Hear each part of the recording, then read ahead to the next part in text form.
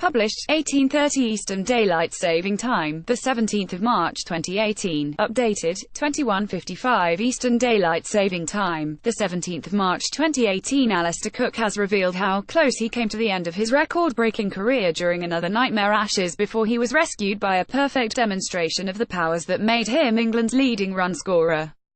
A near-deserted Seddon Park at the end of the most low-key of warm-up exercises could not have been further away from the heat and pressure of the Boxing Day Test at the Melbourne Cricket Ground. But the pavilion at this sleepy setting in Hamilton was where a relaxed Cook sat to discuss a Test series that would almost certainly have gone ahead without him had he not made a double century in the fourth Ashes Test. Alastair Cook reveals that he almost retired after struggling for form with the bat v New Zealand. First Test, March 22, 1 a.m. Sky Sports. Cook, Stoneman, Mallon, Root, Captain, Stokes, Bairstow, WKT, Moeen, Wokes, Overton, Broad, Anderson. Cook, 33, kept his counsel during another chastening series in Australia when the Ashes were lost and speculation swirled around an underperforming opener who had seen the safety blanket of the captaincy snatched from him. Now, on the eve of a two-test series he feels will define this England team, Cook spoke of the doubts that engulfed him as he struggled to make any sort of an impact against a rampant Australia in 3 successive defeats. To bat as badly as I did for pretty much 2 months and then for 10 hours bat as well as I've ever done was quite strange, said Cook after England had enjoyed a much better second warm-up match, but it showed I've still got it. There were some dark moments on that tour when I could have said, I don't need this anymore, and just jacked it in. But to keep going and then deliver like that proved I've got something. The Ashes may have been lost by then in the drop-in pitch at the MCG as flat as they come, but Cook had to dig very deep to stop his international career coming to the most brutal of abrupt halts. Deep down, he knew he was playing for his future in Joe Root's New England Test world. You always doubt yourself, he said. That's a natural thing. It doesn't get any easier the more you play. When a slightly older player isn't scoring many runs, it's an easy story to write. Is he going to give up? Is he thinking about it? I questioned myself when it got tough. Am I still good enough to play at the real elite level? I knew the hunger hadn't gone, but was it all worth it? Melbourne was as hard as it could be mentally because I was thinking, if I get another couple of low scores things are really going to get hard for me, so to bat the way I did. Cook's habit of not quite finishing sentences was, on this occasion, perfectly eloquent. He made an unbeaten 244 at the MCG and now is clearly confident in his ability to carry on as Root's senior lieutenant as he attempts to bring consistency to a Test team that has failed to match the one-day progress.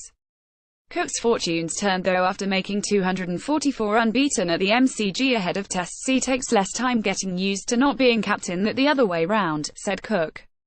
When you first go back to the ranks there's that eggshell moment when you're not sure how much you should say in the dressing room, but I do now feel I can tell Rooty what I feel and it's up to him if he then uses it.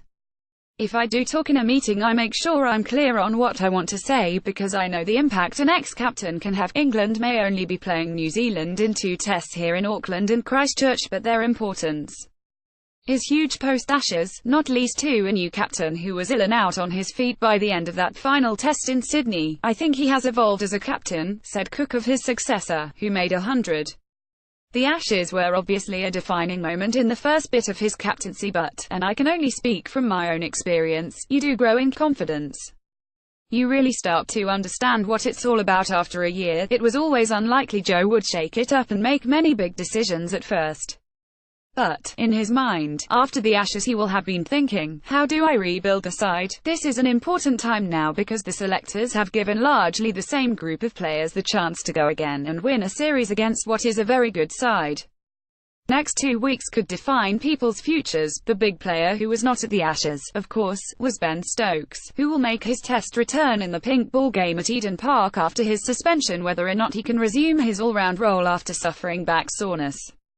England will face New Zealand in a 2-test series in Auckland and Christchurch. Stokes bowled off 1 pace ahead of play and will have a proper workout on Monday while the rest of the team have a day off.